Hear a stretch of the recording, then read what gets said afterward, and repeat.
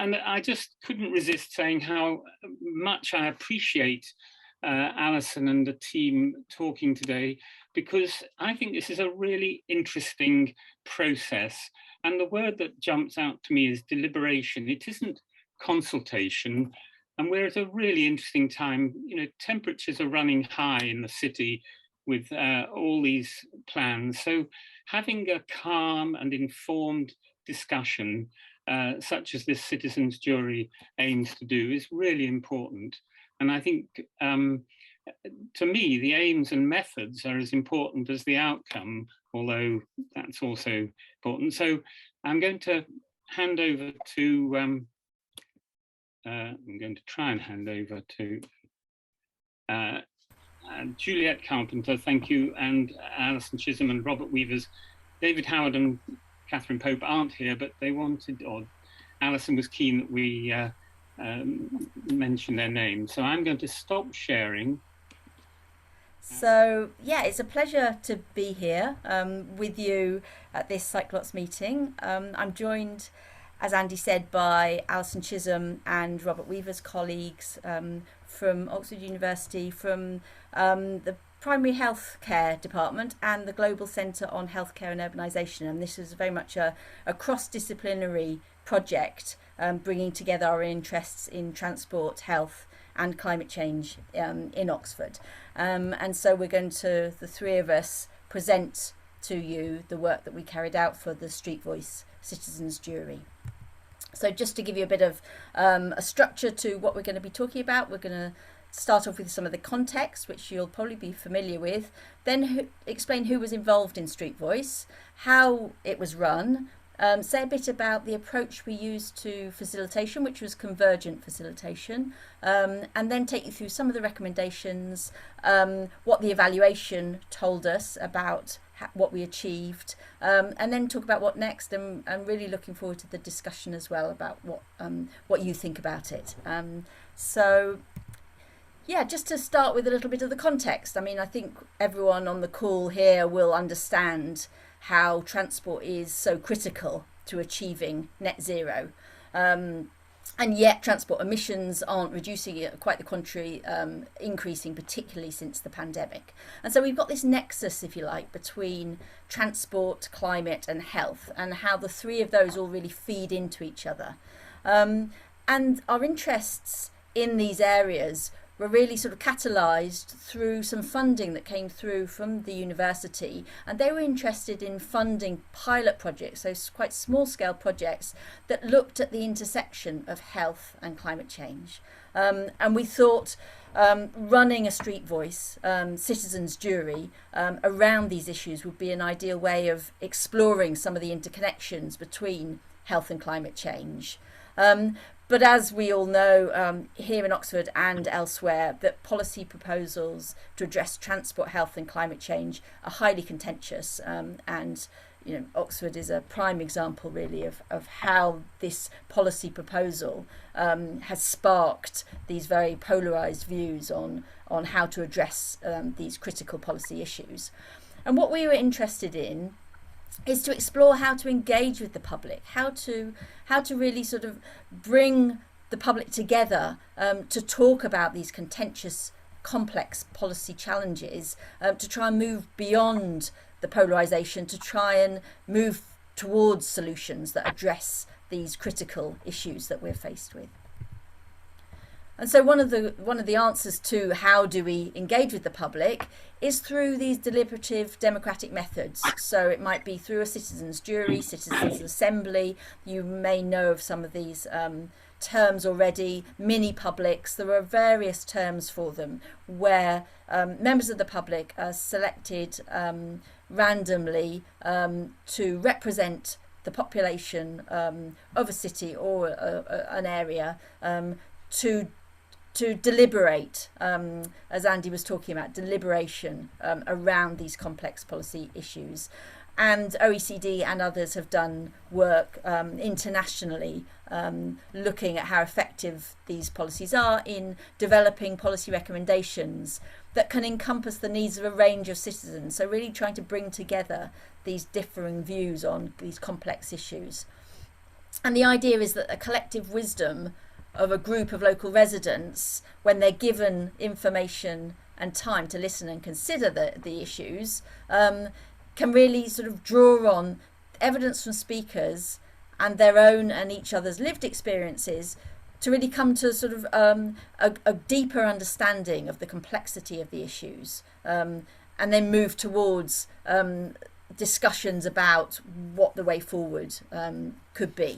And so we ran a citizens jury rather than a citizens assembly. A jury is much smaller in terms of the number of people involved, but it's similar principles. And the core question for the citizens jury, the street voice, was how can we travel where we need to in Oxford in a way that's good for health and the climate. So that was the core question that we posed right at the beginning of the jury, and that was the core question that framed the work that we did.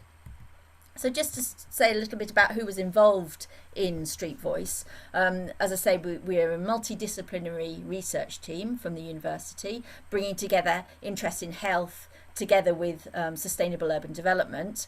And then we were also assisted by an advisory group, and that consisted of 10 members on the advisory group, and they were including councillors, county councillors, who were appointed in discussion with the group leaders, and they contributed as a group to helping define the question that we posed to the jurors, to help us sort of select the criteria on how we were going to choose the jurors, and then to assist us and advise on speakers to ensure balance during the jury.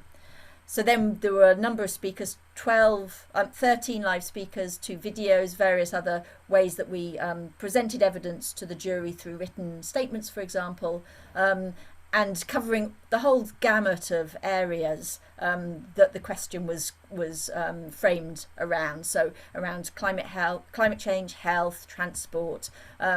And then we heard from local residents, for example, living in low traffic neighbourhoods, those living on the outskirts of low traffic neighbourhoods. We heard from healthcare providers, we had businesses, local businesses. So we got the whole gamut of people who are affected by some of the transport issues that are being implemented in Oxford. And then as I say, we had 16 jurors, and we can go into more detail about how they were selected. It was a stratified random sample to reflect the Oxford population. There were details in the final report of what the targets were in terms of socio-economic profile and demographic profile, and then in terms of the responses we got to the initial invitations, and then the selected jurors. So we can go into more detail if you'd like to hear about that. Just to say that the jurors were all from Headington, and that was a decision we took given that Headington hasn't yet had these policies around low traffic neighbourhoods and other sort of traffic calming measures, and yet they're in discussion and perhaps in the pipeline.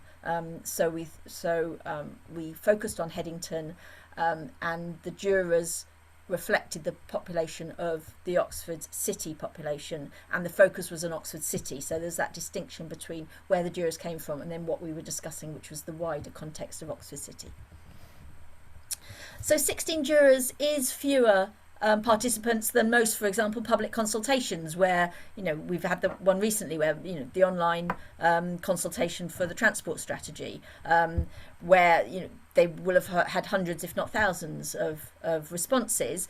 Clearly 16 people is a much smaller sample, but in a citizens jury and other more in-depth deliberative processes, those 16 jurors derived their legitimacy from a number of sort of parts of the method of selection. So one is the rigorous method of selection in terms of hitting certain targets around the demographics and the socioeconomic profile of the people that were selected, and we were helped by the Sortition Foundation, who have enormous experience in doing this for various climate assemblies nationally and local methods, local processes as well. So they've got particular expertise in that. Also, legitimacy comes from the time spent. Rather than filling out an online questionnaire, which might take 10 minutes or 20 minutes or half an hour if someone's put a bit of effort in. This was 21 hours over 4 weekends when people really got to understand the detail of the complexity of the issues at stake here, and it's the time spent really that helps to give the legitimacy to those 16 jurors. Then the depth of the information provided, the diverse and balanced range of speakers, again the sort of covering all bases and really giving the jurors an opportunity to really discuss with the witnesses, the speakers, and really sort of probe and explore some of the things that they didn't understand or they wanted explaining further. So it's that depth of information. And then in terms of facilitation, it was a facilitated deliberation. So it was really, it was ensuring that all voices in the room were heard and consensus was sought, a convergence of the different views was sought through the facilitation, and we'll say a little bit more about that in a second. And then overseen by the independent project advisory group, where people were given the opportunity, so expert advisors were given the opportunity to help us ensure the balance and the impartiality of the process. And so this is on page 1011 of the report. You'll see the different targets that we were aiming to meet and how we met those with the 16 jurors. So you can go into a bit more detail there if you're interested. So how was the citizens jury run? There were 4 meetings, 2 half days and 2 full days. And very much with the initial focus being on building trust between the jurors, and that was really important, that those jurors felt at ease with us as the project leads, as with the facilitators, and with the other jurors. So that building trust was really important right at the beginning of the 4 weekends. And then we identified criteria that the jurors wanted to specify for the solutions that they were going to come up with. So the key criteria that they wanted to meet in any solution that came forward. Then there were inputs from the speakers, as I've said, with opportunities for jurors to discuss with them. And then we used this process of convergent facilitation.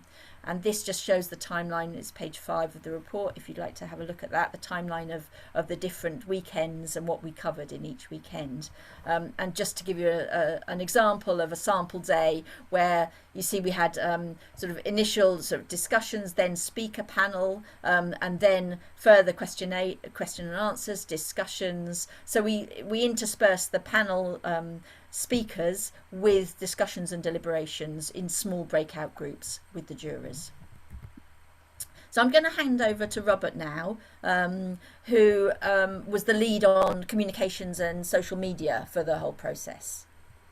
Good evening, everyone. My name is Robert Weavers. I'm the Centre Administrator for the GCHU and also a very proud member of Cyclox.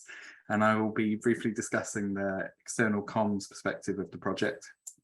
So we didn't initially envisage a large-scale comm strategy for the juror sessions themselves, but it soon became clear that this project represented quite a unique opportunity that it would have been a real shame to overlook. Bringing together expert speakers, statements, interviews, and other resources, specifically for the street voice jurors to watch and listen to and engage with. All of these resources are highly relevant to all residents, and we decided to make every effort available to ensure that it was accessible to the public as soon as possible. So we decided to live journal the proceedings hour by hour, minute by minute at times almost, to not only show full transparency of the process, but also to share the key insights from the statements and presentations provided by our expert witnesses. So with this dynamic and innovative approach to sharing the sessions publicly, we were able to film, trim, edit overlays, and upload short clips that were highlighting the salient points onto our social media accounts for each of the speakers within 30 minutes of them finishing their presentation. And this rapid approach ensured that residents, policymakers, and other interested parties could follow along throughout the sessions in an interactive, organic, and involved manner. And we also published a series of researcher-written blogs on the GCHU website summarising each day, And we also uploaded a specific web page for Street Voice resources, which have the full statements, the full presentation and speaker videos that were presented to the jury. It was the first time that we had attempted this type of strategy at GCHU on a research project, but we're delighted with the results, as it allowed us to build a lot of momentum and traction as the sessions progressed. And by the third juror day, our video clips for that day alone were about 2,000 views. We maintained 4-figure monthly views on the Street Voice website and achieved over 60,000 impressions on our comms output across over 75 media-based tweets. And we believe those figures alone show just how engaged people of Oxford are with the issues relating to climate, health and transport. And we were very restricted on what media we could share to avoid compromising the confidentiality of the jurors and therefore the process. And so we are delighted that the comms output of this jury has made such important and essential information accessible to Oxford, both in policymakers and the communities of residents. And finally, before I pass on to Alison, as a call to action, if you're on Twitter, do follow at GCHU Oxford. We'll keep you up to date with this project and the many others that we're working on.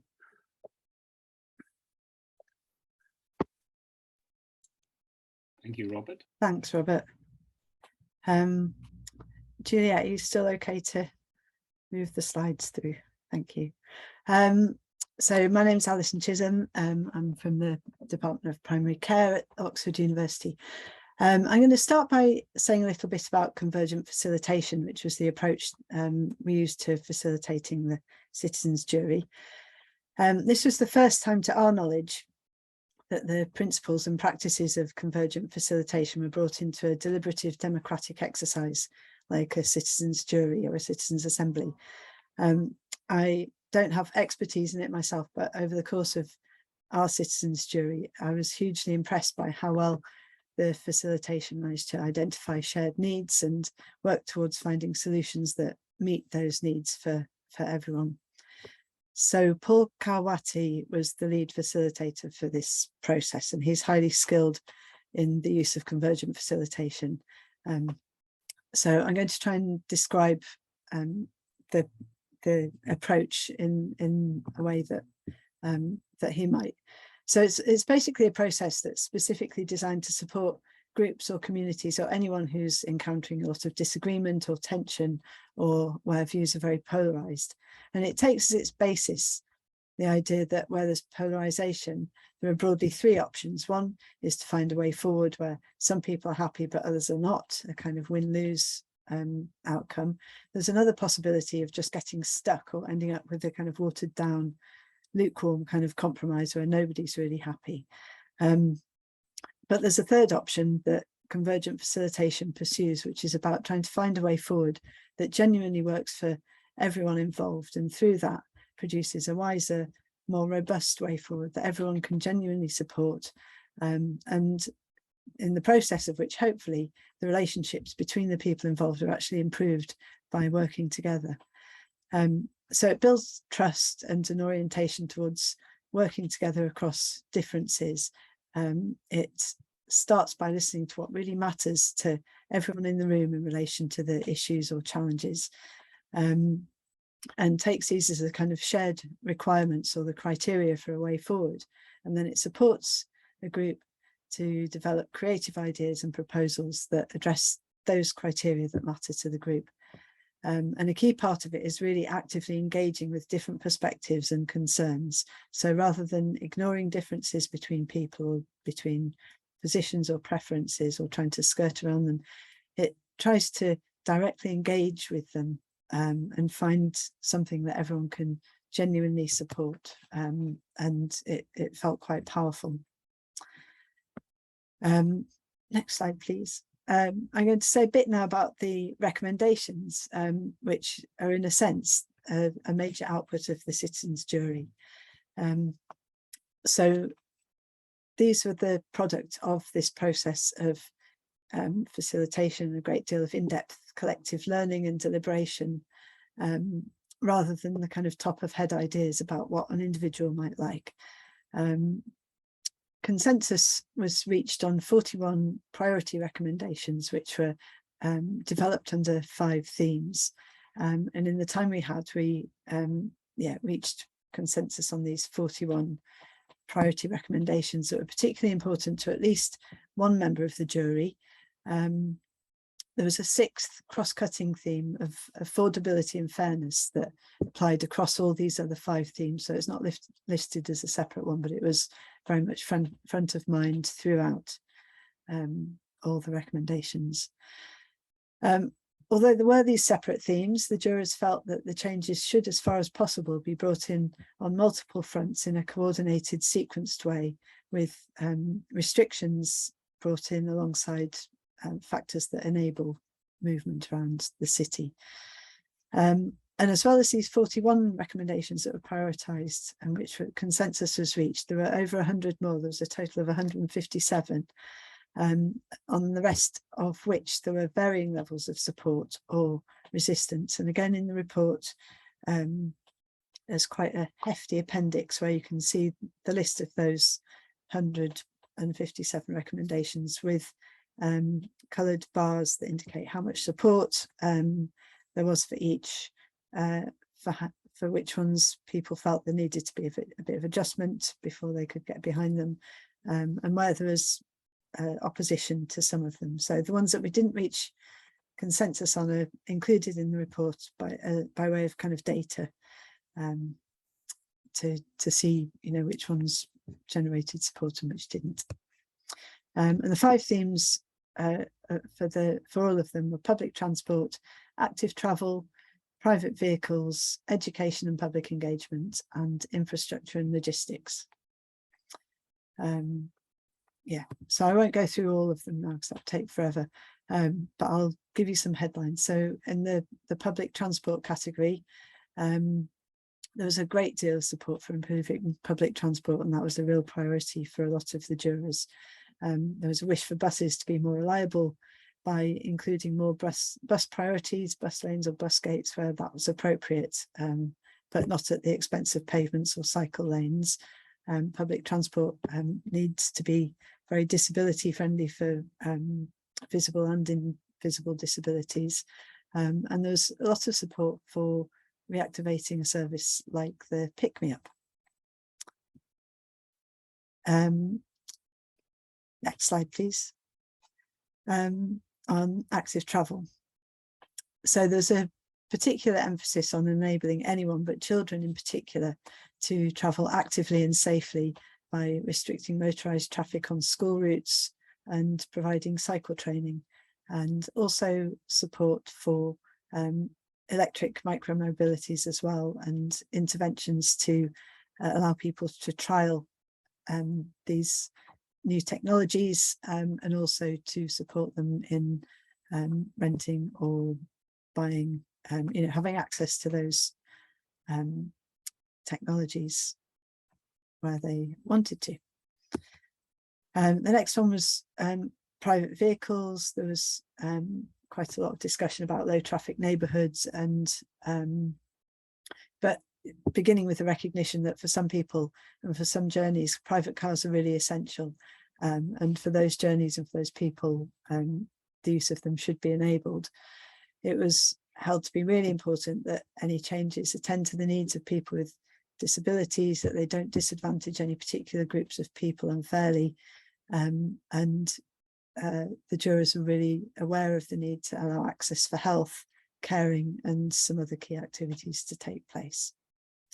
There was a good deal of support for the introduction of low traffic neighbourhoods to reduce motorised traffic in residential areas, and particularly on routes to school, with ANPR enforcement in some places to where it's appropriate to allow through some vehicles such as emergency vehicles and some others. They're really keen that there should be close engagement on the introduction of LTNs with key organisations such as district nurses, so they're able to update route mapping and change mileage payments, and also to support the improvement of things like public transport and enabling other alternatives to private cars, alongside restricting the use of private cars. The next theme was education and public involvement. There was a lot of call for more channels for participation, co-creation and community decision-making throughout all the stages of designing and implementing changes and in monitoring the outcomes of those changes. There was quite a sense that where people felt listened to and really involved in the development of changes, that they were likely to be better designed and more acceptable to people. And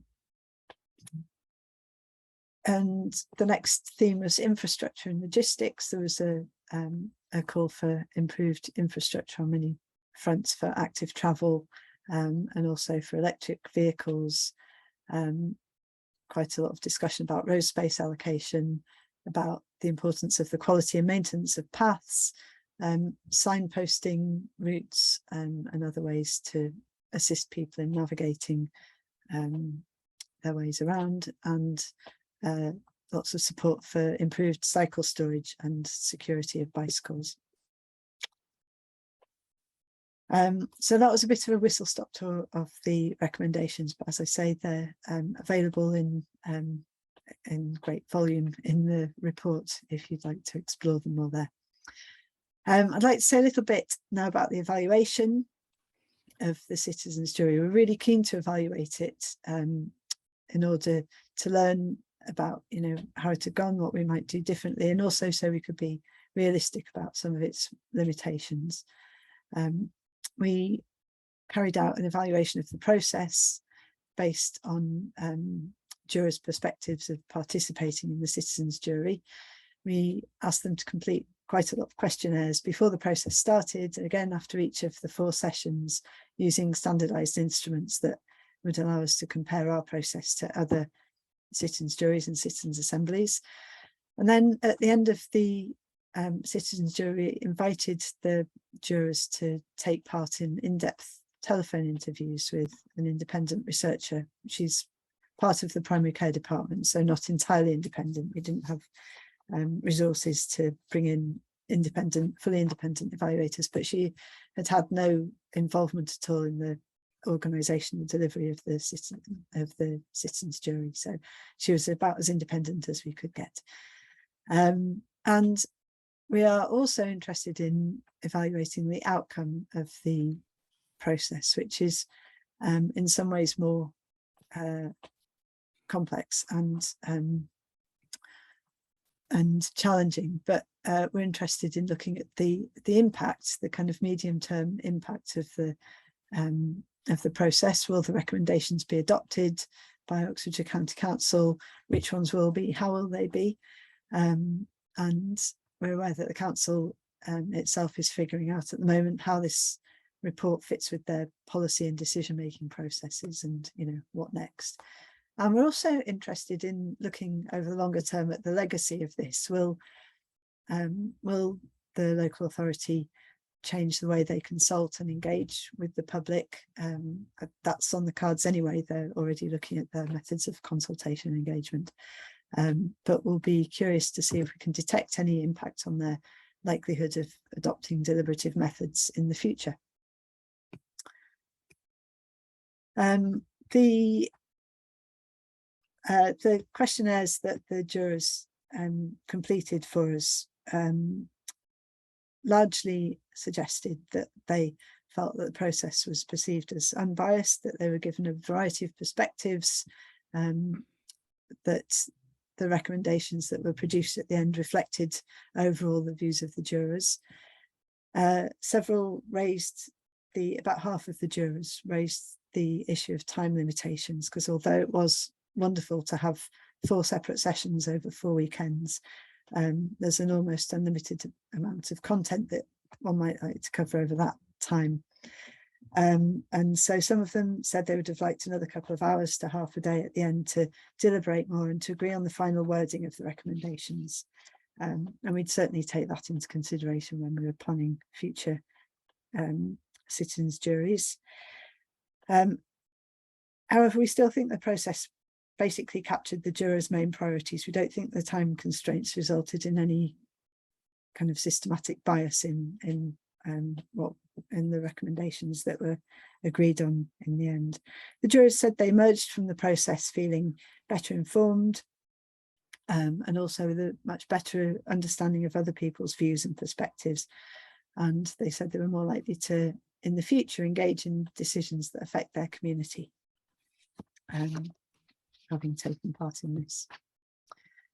I've put a couple of quotes. This is an extract from the jurors' statement, which was crafted by a subset of the 16 jurors and then agreed by all the jurors.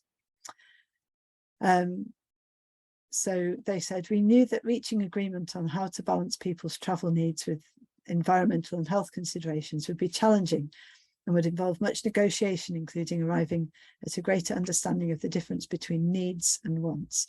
However, our experience proved that with expert facilitation, a group of people diverse in life experience, knowledge and understanding can meet such challenges, and that negotiations along the way can be bonding rather than polarizing. In fact, everyone involved found the citizens' jury process highly informative and rewarding. So that was the kind of thing we'd hoped would come of it, and good to read. I'm going to skip that one and go to the last quote. But again, all these quotes are in the final report, including some quotes about how at the end of the process, the time constraints were an issue. So this is another one of the jurors saying, the biggest positive was I came out thinking, as humans, if people are facilitated well, then great things can happen. I came out of the whole process saying, people can really work together if they've got the right conditions and they're given a really interesting project and they're encouraged to like each other, to find common ground, and then, really big decisions can be made quite easily.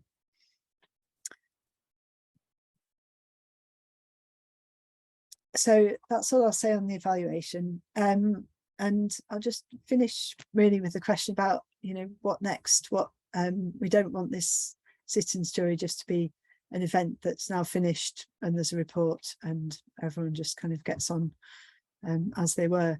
We'd like it to be the beginning of a conversation about how the county council can engage in different ways with citizens, not necessarily instead of their other consultation processes, but maybe alongside them. There's an opportunity for Oxfordshire County Council to be at the forefront of what's been termed the new deliberative wave. Newham Council is the first to have set up a permanent citizens' assembly with a kind of rolling membership over the years, but they'll have this citizens' assembly now in place that they can use to consult and engage on all sorts of different matters, and it'll be an established part of how they make policy. Wandsworth is another council that has planned a citizens' assembly, but really factored in follow-on activities with the citizens who form the assembly and other citizens to follow through on the recommendations and the outcomes. So yeah, we'd like to work with Oxfordshire County Council to consider what following actions they might like to implement following the Street Voice citizens' jury. And that, I think, is that. Thank you very much indeed. Well done. Well, I'm so pleased that you did take time to explain the process, because some of the questions are indeed about how you made the process work. And perhaps if we could just start, Jonathan Kay asks a question, I think for Robert, which is sort of perhaps reflecting confidentiality or GDPR, and asks, with the real-time reporting, how did you identify participants, and did you treat speakers differently from jurors? How did you manage that side of things? It's a very good question, and I'll start by saying that at no point did we compromise the confidentiality of the jurors involved.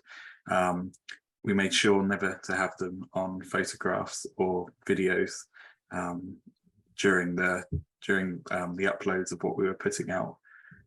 All speakers were filmed without jurors in the background, and the questions and answer sessions that are at the end of some of our speaker presentations were we edited it down for public viewing, where the Q&A was not included, so that jurors had a full confidential safe space at every opportunity to engage with the speakers without having their queries sort of pushed out online for other people to use.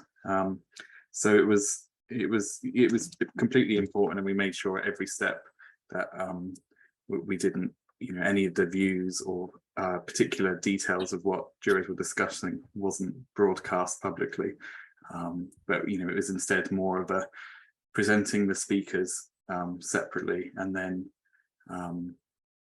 giving updates on what was happening with regards to facilitation, such as the jurors have now moved into groups to focus on these particular aspects of the project, and they're going to be deliberating for 20 minutes on this, and then we'll reconvene and plan our way forward. So it's keeping everyone up to date with what's going on without at any point interrupting the confidentiality that was and trust of the environment, which was so important to making sure it ran successfully. Thank you.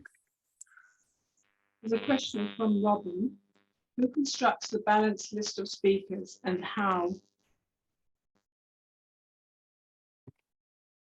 I'll make a start on this. The balanced list of speakers, we aimed to achieve this balanced list of speakers by working closely with our advisory group. So the advisory group was convened to bring a really broad range of perspectives. So we had academics and researchers, we had people with expertise in deliberative democracy, we had advocates from 2 different campaigns, and we really drew on them for their expertise and recommendations of who we should approach and how we should ensure that the speakers that we had would deliver a really balanced set of perspectives and information and experiences.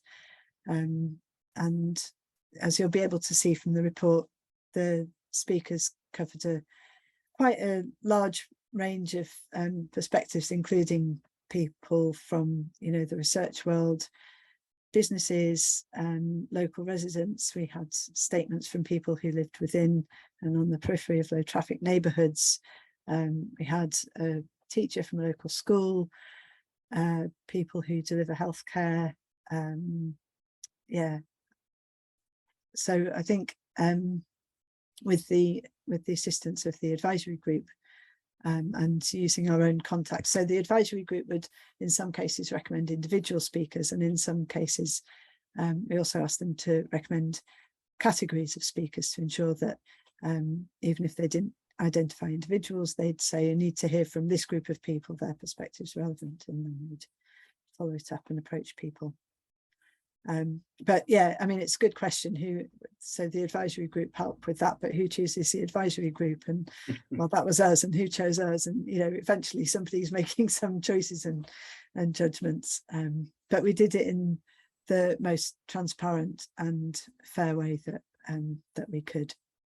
And yeah, I think the transparency is key. You can see who spoke, and you can see everything that was said during the citizens' jury on the website, and judge whether it seems balanced or not. Thank you, and I'm sure that's something one can always improve on, but and criticise. But clearly, the transparency is crucial. Hazel Dorr asks, these proposals that the jury come up with, in the real world, the council can only introduce infrastructure when it's funded. And was the jury asked to consider either how to prioritise or where they'd look for funding or what else they would not do? How was the sort of practicalities of it addressed? So the jurors weren't kind of given a hypothetical budget and asked how they would spend it. They weren't given the information they would need to prioritise specific interventions within a given budget.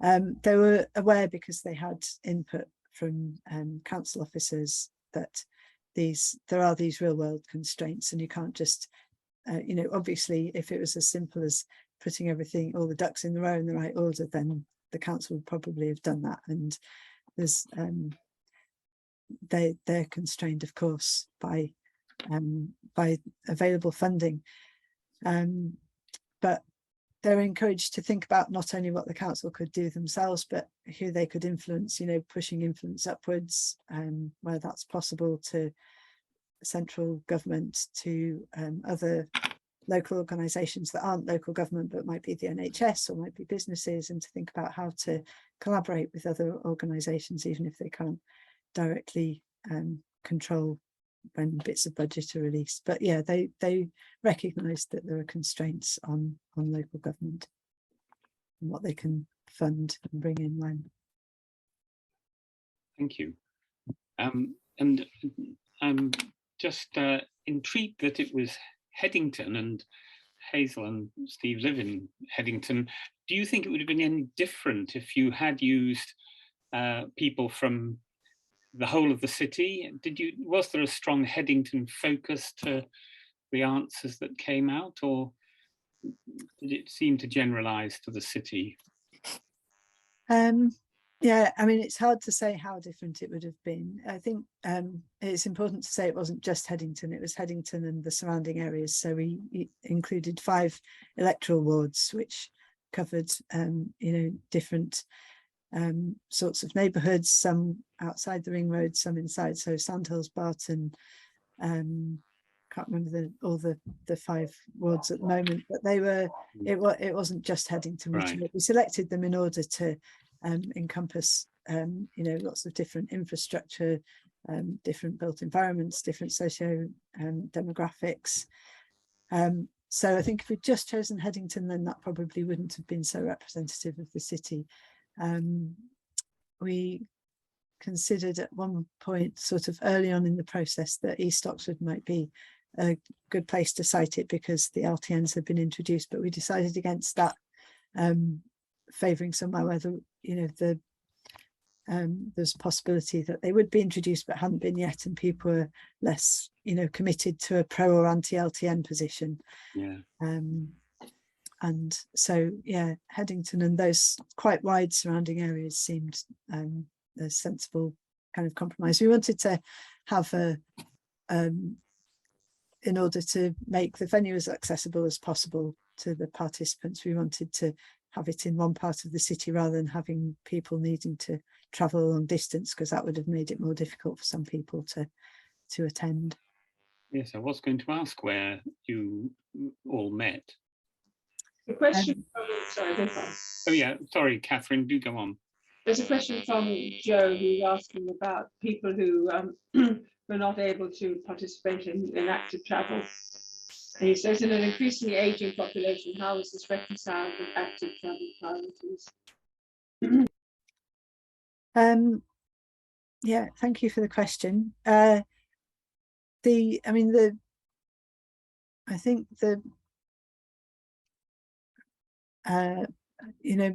more than any other element of the discussion was about public transport, and the jurors' discussion wasn't just about active travel, and there was a real recognition there were people amongst the jurors who weren't able to extensively use active travel. There were lots of people who weren't cyclists, there were people who had all sorts of mobility issues.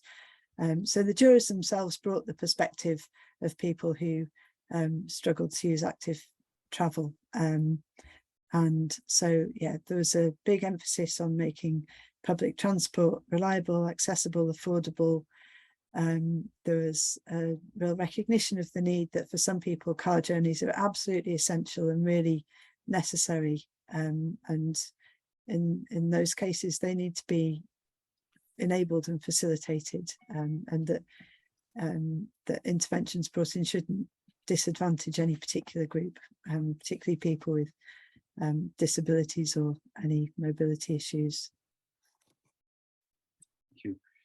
We're going to change our format at the request of Steve Unwin, who asks if he could speak because it's not very convenient for him to type. So, Steve, do you want to unmute yourself and ask the question? Yeah, thanks, Andy. Can you hear me all right? Yeah. Okay.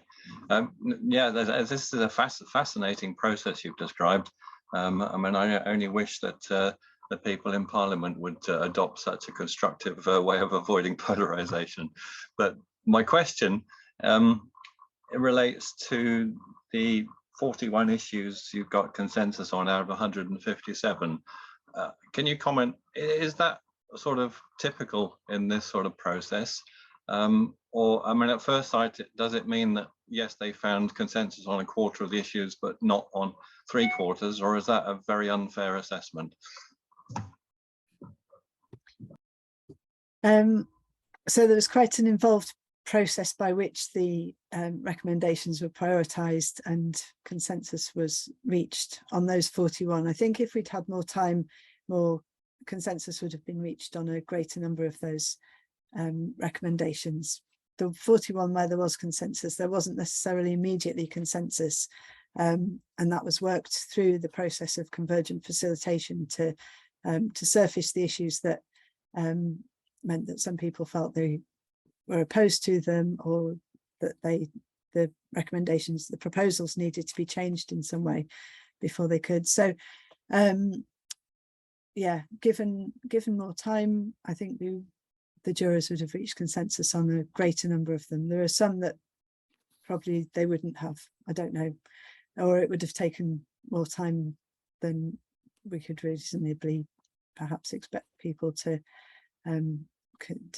devote to this process. But no, there was nothing magic about those 41, except that the process of prioritising the recommendations involved lots of coloured stickers, red, orange, green and blue stickers. So the jurors were given unlimited numbers of those stickers, and once the proposals had all been generated, they were invited to stick a green sticker on the proposals that they were completely behind, and orange on one that they wanted, that they thought they could get behind if it was adjusted in some way, a red for one that they completely opposed, and a blue sticker if they just didn't have strong feelings either way, didn't really care.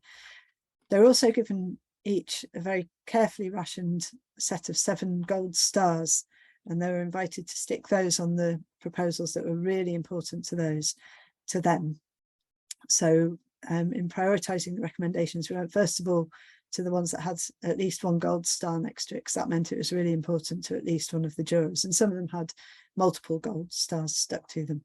And so in the time that we had available, we went first of all to the proposals that had gold stars, and if they only had green and blue stickers, then that was it, they were through.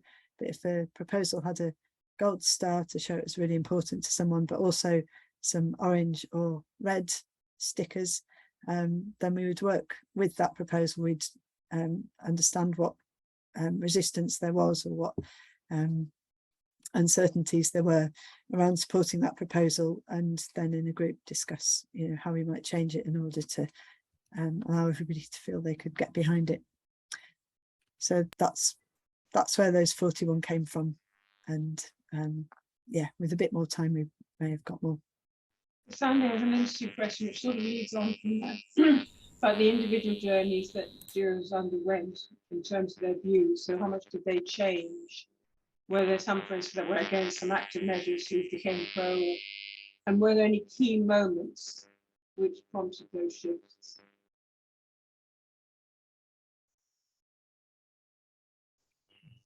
Did you hear that? Yeah, shall I just say a few words about that? I mean, what we learned from the evaluation was that a number of the jurors who turned up on the first day thought, oh my goodness, there are such varied views on, for example, car use amongst us, or the importance of climate change or the urgency with which we need to act and suggest policies, that we're never going to meet and we're never going to get agreement. And I think, I mean, it sort of says something about the facilitation and the whole process, that by the end of the fourth day, these people who really did have very differing views at the beginning, over time did come together in terms of many of their views, not all. And you'll see in the report that, you know, there are still recommendations where there were green stickers and there are red stickers, you know, and that those were issues that, you know, there was still sort of disagreement on. But there were a significant number, and there was say the 41, which were priority recommendations, so those were the ones with the gold stars, that, you know, others, you know, perhaps weren't initially that sort of enamored with, but through discussion and tweaking some of the wording at times, sort of fine-tuning the wording, people were able to come together and agree on those. It is worth saying as well that you'll see in the report that there were a lot of recommendations in addition to the 41 where everyone agreed, but they just weren't the priority starred ones. And I'm just, if you allow me, I just was going to show you this just as an example, so that if you are looking at the report, can you see that? Yes. Yeah. If you are looking at the report later on, you'll sort of understand that here we've got 1Y, which is the recommendation at the top there, which has a priority gold star, and the rest were green. So that was in the 41. But those next two, for example, they weren't prioritized by anyone, so we didn't pick them out as one of the 41, but they still had complete consensus. Everyone agreed that they were important to pursue as policies.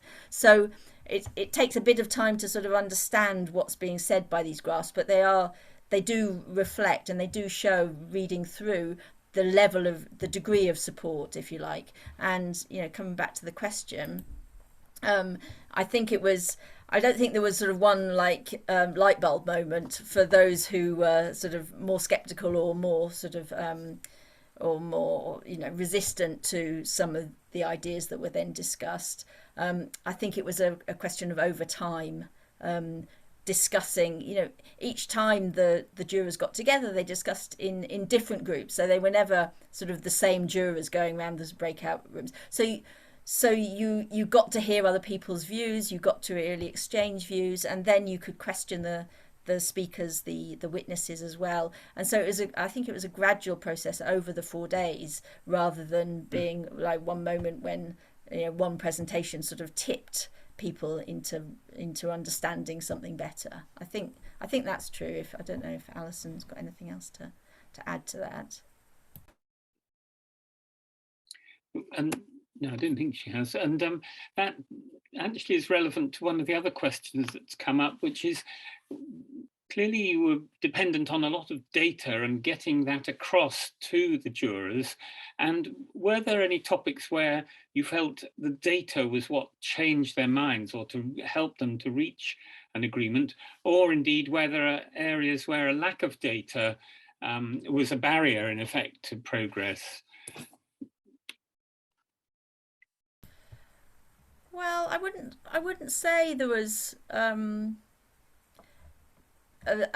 lack of data at any. What I'm just thinking of was the point where, to set the scene, we put the climate change sort of presentation. You can see all the presentations online under the resources section, so do go back and have a browse. And there was a presentation on climate change right at the beginning.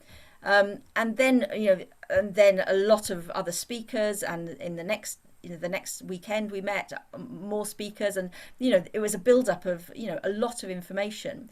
And reflecting ourselves about the process later, we wondered whether, you know, the climate change issue, which sort of framed the whole process really, the climate change presentation, perhaps with some very hard-hitting figures and data and stuff, perhaps that got a bit lost in, you know, the bundle of information and you know, quantity of information and evidence that they were, you know, required to sort of take on board. So maybe that was one issue. Yes. Thank you. And I'm just, we haven't really talked about the more contentious issue of constraining private vehicles through the city and through Headington. I mean, how did that discussion go? Because clearly that's at the moment where there's a lot of strong feeling. And did you feel that that, again, was an example where people's improved understanding led to a closer agreement over time? What was the outcome there? So the jurors heard a lot of evidence that related to things like low traffic neighbourhoods, and I think that, I mean, I do actually think about moments where people's views changed. I think there was a time when people thought, oh, this is really kind of fun, interesting thing, we've got lots of cake and getting to know all these nice people. And then they heard people talk about low traffic neighbourhoods and the impacts they'd had on their lives, both positive and negative. And, you know, for some people, certainly there's this kind of sobering up. It's like, okay, we're actually being asked to digest this and think about it in terms of the impacts it has on all these wide range of people. And I think they took that responsibility really seriously and thought hard and really listened to the voices of people who were opposed to low traffic neighbourhoods as an example of things that can restrict private car use. And, you know, you'll see in the recommendations, there is support for the introduction of LTNs with caveats like, you know, for example,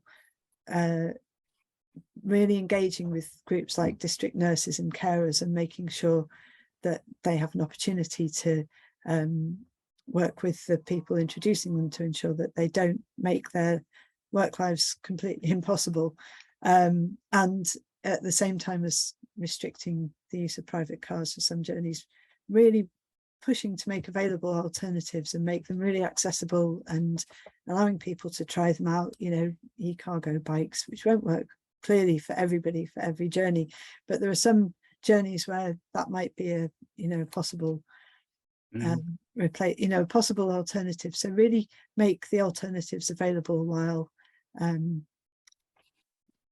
you know, doing this difficult thing, which is restricting people from doing things that they've been able to do up to now.